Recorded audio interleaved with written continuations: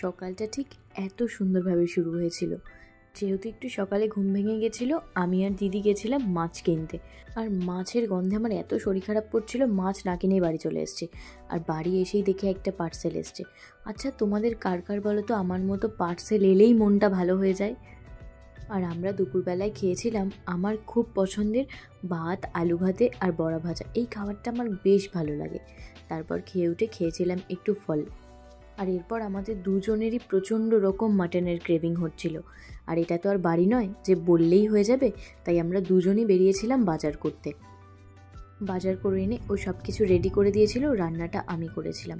আর আজকে ভেবেছিলাম আর ওই মাটন কষাটা বানাবো না, আজকে একটু পাতলা ঝোল বানাবো। গরম ভাতে মাটনের এই পাতলা ঝোলটা খেতেও আমার দারুণ লাগে।